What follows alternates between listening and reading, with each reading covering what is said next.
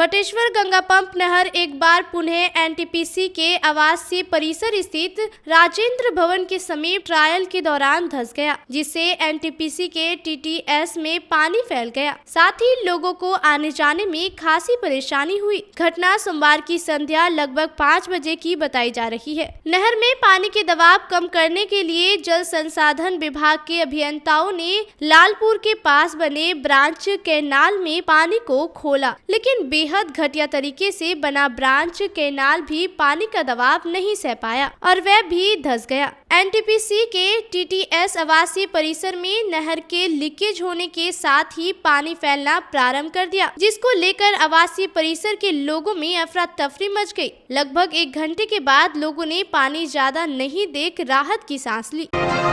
सुल्तानगंज में राजद के 26वां स्थापना दिवस पर राजद कार्यकर्ताओं ने जेपी स्मारक में जयप्रकाश नारायण के तेलीय चित्र पर माल्यार्पण करते हुए शहर के वार्ड नंबर 18 और 21 में सदस्यता अभियान की शुरुआत की, जिसमें राजद के स्थानीय नेता और कार्यकर्ताओं ने कार्यक्रम में शिरकत किया। साथ ही राष्ट्रीय अध्यक्ष लालू प्रसाद यादव के जल्द स्वस्थ होने की भी भगवान से प्रार्थना की गई। सामाजिक न्याय और धर्मनिरपेक्षता की जड़ को मजबूत करने के लिए, उसके बुनियाद को खड़ा करने के लिए राजद के लोग सदस्य बन रहे हैं। इशीपुर बाराहाट थाना क्षेत्र के गंगारामपुर गांव की रहने वाली पार्वती देवी अपनी नाबालिग बेटी गुड़िया की तलाश में थाना से लेकर एसएसपी और अब पुलिस उप महानिरीक्षक पूर्वी क्षेत्र के पास अपनी गुहार लेकर पहुंची है। बेटी की तलाश में दर दर भटक रही पार्वती देवी का कहना है कि 20 जून को जब 9वीं कक्षा में पढ़ने वाली बेटी गुड़िया कुमारी स्कूल गई और स्कूल से वापस नहीं आई, तब उन लोगों ने खोजबीन की। नहीं मिलने पर इशीपुर बाराहाट थाने में जाकर बच्ची के गुम होने की बात कही, लेकिन पुलिस के द्वारा आज तक कोई कार्रवाई नहीं किए जाने को लेकर पीड़िता लगातार पुलिस के वरीय पदाधिकारियों के कार्यालय के चक्कर काट रही है। पीड़िता का आरोप है कि थाने जाने पर थाना प्रभारी के द्वारा गाली गलौज कर भगा दिया जाता है। अपनी बेटी के वापस और आरोपियों की गिरफ्तारी की मांग को लेकर पीड़िता ने डीआईजी को आवेदन दिया है। अब देखने वाली बात है कि डीआईजी इस पर क्या संज्ञान लेते हैं। बाहर निकलो यहाँ से, तुम बहुत बोलती है, कहाँ रखा है बेटी को, तुम खोज के निकालो। तो हम बोलेंगे सर हम कहाँ से खोज के निकालेंगे, आपको जो हम थाने को जब जानकारी कह दिए, आपको बोल दिए, रोज आकर को कह रहे हैं, तो आप क्यों नहीं सुन रहे। हमको कहते हैं खोजने के लिए, हम कहाँ खोजेंगे। कौन अपहरण किया आपकी बेटी का? ओ मणिकांत गोस्वामी, कैला गोस्वामी का बेटा। सुल्तानगंज के मदरिया पावर हाउस ग्रिड में 6 पंचायत में बिजली की समस्याओं को लेकर दूसरी बार पंचायत के प्रतिनिधि एवं उपभोक्ताओं ने 1 दिवसीय कीर्तन भजन करते हुए धरना प्रदर्शन किया। इस दौरान बिजली विभाग के जेई मंजय कुमार एवं थाना अध्यक्ष लाल बहादुर ने धरना प्रदर्शन कर रहे उपभोक्ताओं से मुलाकात करते हुए धरना प्रदर्शन की जानकारी ली। जेई मंजय कुमार ने 15 दिनों के अंदर सारी समस्याओं का निदान की बात कही, तब जाकर धरना प्रदर्शन कर रहे उपभोक्ताओं ने धरना समाप्त किया। बिजली की समस्या को लेकर इसी स्थान पर धरना दिए थे और एक ज्ञापन भी दिए थे। विभागीय अधिकारी से उस ज्ञापन के विरुद्ध सुधार के लिए कार्रवाई का आश्वासन दिया गया था, परंतु महीनों बीत जाने के बाद आज तक उस समस्या का समाधान नहीं हुआ।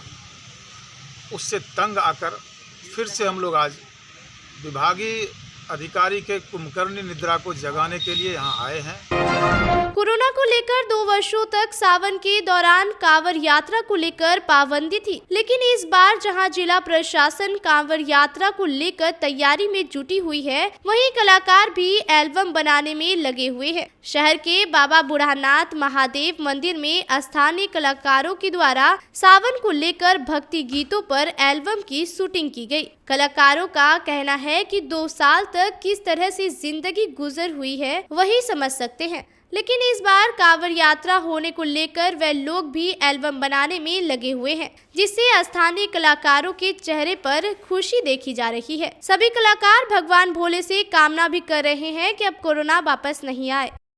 और इस बार को लेकर के कुछ लोगों में बहुत ही उत्साहित भी है, जैसा कि अभी हमने एक भजन का भी शूटिंग बूढ़ानाथ के दरबार में कर रहे हैं।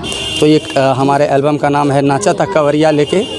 तो इस सारे हम कलाकार इस बार कोरोना के मार से बचते हुए और जो भी इस ज्ञापन के लिए हम लोग बाबा से प्रार्थना करते हैं कि ये दोबारा समय नहीं आए। ऐसे भागलपुर के बूढ़ानाथ स्थित महंत काली के रहने वाले धनंजय शर्मा के पुत्र मयंक ने देश भर में अपना नाम रोशन कर दिया है। दरअसल 17 वर्षीय मयंक का कंप्यूटर से भी तेज दिमाग चलता है, जिसके बलबूते उन्होंने गूगल द्वारा दिए गए टास्क को पूरा कर उसके वेबसाइट की कोडिंग की, जिसके लिए उन्हें गूगल ने पुरस्कृत भी किया है। इतना ही नहीं, सॉफ्टवेयर बॉय मयंक ने कई मल्टीनेशनल कंपनी के वेबसाइट की कोडिंग की है, जिसमें हाल ही में उन्होंने इन्फोसिस जैसी बड़ी कंपनी के लिए कई प्रोग्रामिंग लैंग्वेज के तहत उसके सिक्योरिटी सिस्टम की कोडिंग की।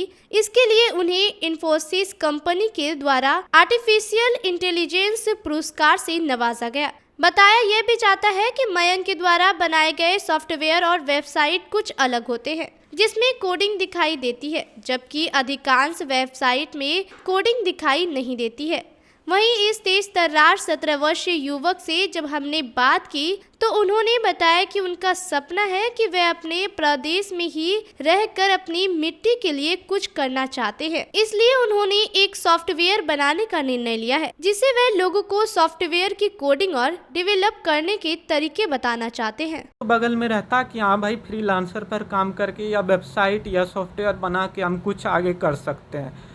और वही है कि अगर वो कोडिंग में इंटरेस्ट ज़्यादा हो जाएंगे तो बिहार इंडिया में भी बहुत कंपनी आ गई है जो कि सॉफ्टवेयर और वेबसाइट बनाती है। देखिए, मैं जो है बिहार के अंदर रह के काम करना चाहता हूँ। बिहार सरकार के जो IT डिपार्टमेंट है उसके साथ मैं काम करना चाहता हूँ। और मेरा 2 ही एम है कि ये बिहार में रहकर काम करना और एक है कि मुफ्त में कोडिंग की शिक्षा देना।